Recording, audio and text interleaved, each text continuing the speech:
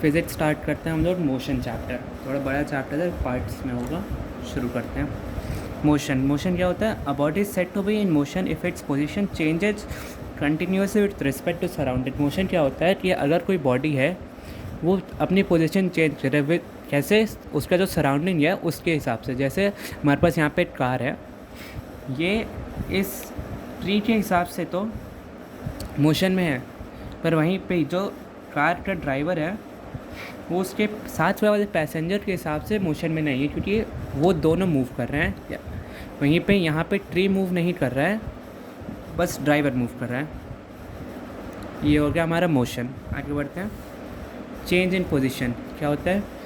Change in position दो तरह से होते हैं, या तो बॉडी रेस्ट पे होगी या फिर मोशन में होगी। रेस्ट पे क्या होती है? रेस्ट पे अगर होगी तो वो अपनी पोजीशन टाइम के साथ चेंज नहीं करेगी। वही मोशन में होगी तो टाइम के साथ अपनी पोजीशन चेंज करेगी। ऐसे यहाँ पे हम देखें तो अभी ये बॉडी यहाँ पे है, 10 सेकेंड बाद ये यहाँ पे होगी।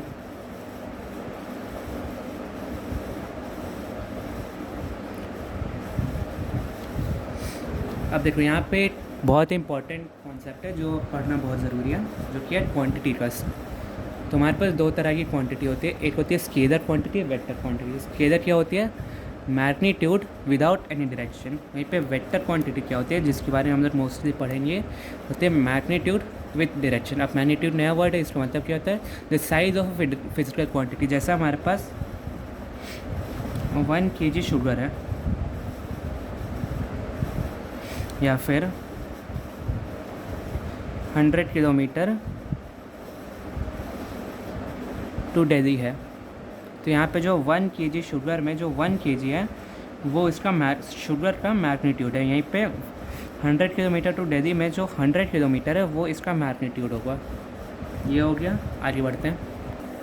अगला हमारा टॉपिक आता है डिस्टेंस और डिस्प्लेसमेंट में अंतर क्या होता है। तो जैसे हम लोग ये एक पाथ फॉलो कर रहे हैं, तो यहाँ से यहाँ तक में जो ब्लू में हुआ वो हमारी डिस्टेंस होगी। वहीं पे जो हम जब एक स्ट्रेट लाइन में जा रहे हैं तो जो ब्लैक से वो हमारा डिस्प्लेसमेंट होगा। यानी डिस्टेंस मतलब the total length covered by a body during the journey. मतलब यहाँ से ये जो पूरा हम लोग गए तो ये जो टोटल हम लोग ने डिस्टेंस या फिर जो लेंथ हमने कवर किया है वो डिस्टेंस होगा। वहीं पर डिस्प्लेसमेंट क्या होगा?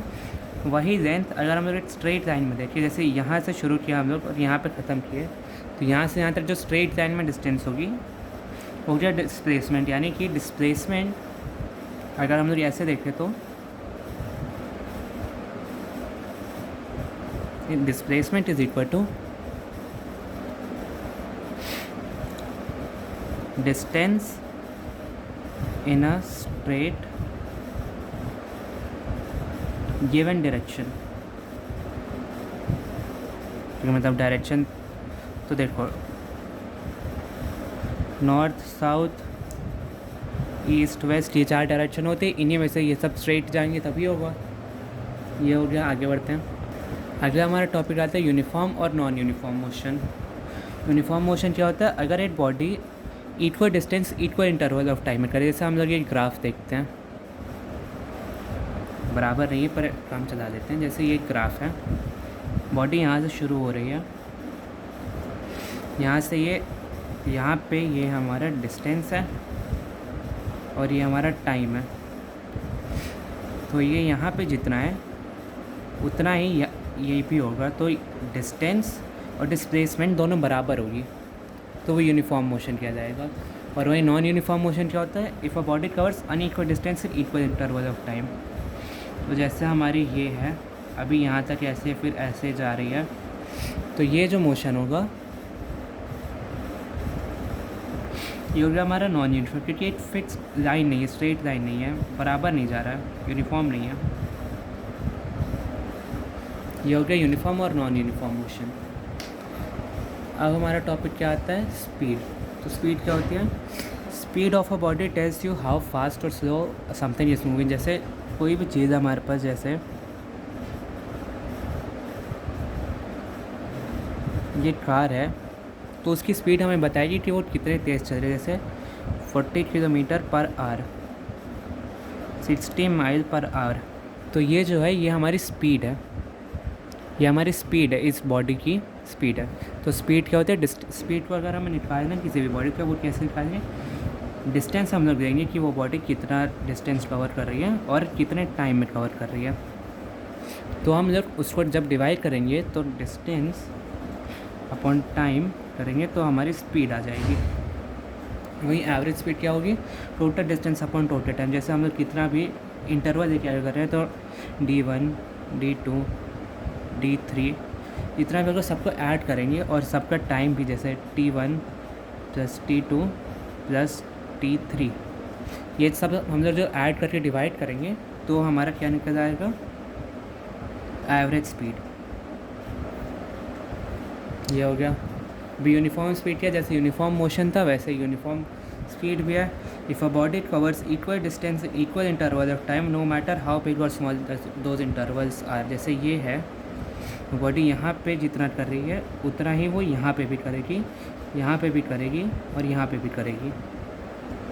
इंटरवल कितना भी बढ़ा दो, अगर पॉइंट ए से पॉइंट बी में जितना समय लग रहा है उतना ही पॉइंट सी से पॉइंट डी में भी लगेगा। आगे बढ़ते हैं। वेलोसिटी। वेलोसिटी क्या होता है, distance travelled in a given direction.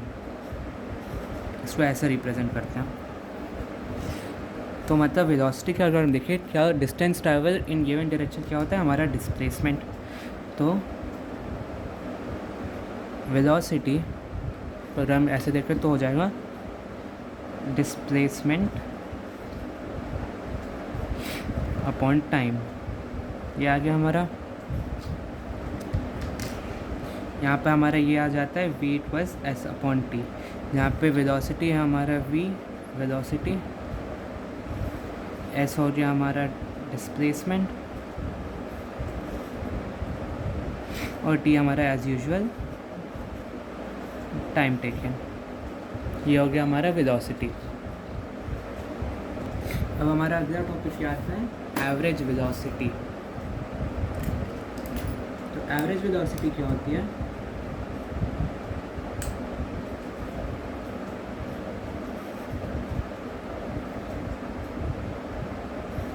अगर हम लोग फॉर्मूला देखें तो फॉर्मूला क्या होता है, initial velocity plus final velocity upon 2। Initial velocity को हम लोग कैसे रिप्रेजेंट करते हैं, u से। वहीं पे फाइनल वेलोसिटी को हम लोग किससे रिप्रेजेंट करते हैं, v से।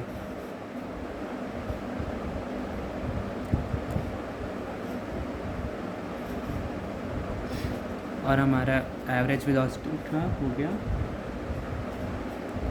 v ऊपर एक छत, ये होता है एवरेज वेलोसिटी।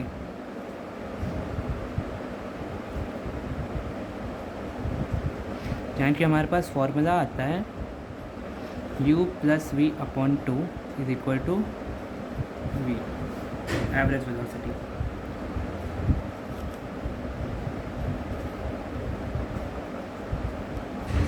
अब हमारा अगला टॉपिक आता है एक्सेलरेशन। एक्सेलरेशन क्या होता है, बेसिकली चेंज इन वेलोसिटी। अगर कोई बॉडी है तो उसका जो वेलोसिटी चेंज हो रही है वो किस रेट से चेंज हो रही है, वो होता है हमारा एक्सेलरेशन। तो एक्सेलरेशन क्या होता है, final velocity minus initial velocity upon T. यानी कि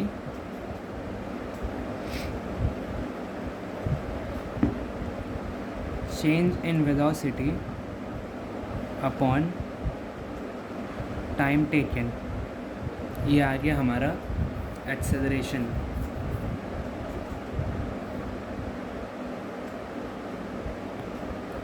एक्सेलरेशन की जो SI यूनिट होती है वो होती है मीटर पर सेकेंड स्क्वायर, ठीक है। वहीं पे हमारा स्पीड का हो गया मीटर पर सेकेंड, वेलोसिटी का भी है हमारे पास मीटर पर सेकेंड, क्योंकि दोनों एक तरह दोनों सेम ही है, स्पीड और वेलोसिटी दोनों सेम ही है।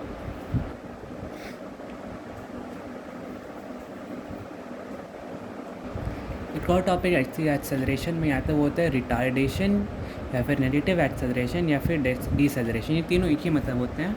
इसका फॉर्मूला भी सेम होता है, a equals E minus you upon T. यहाँ पे क्या होता है ना, जब एक्सेलरेशन नेगेटिव में हो रहा होता है,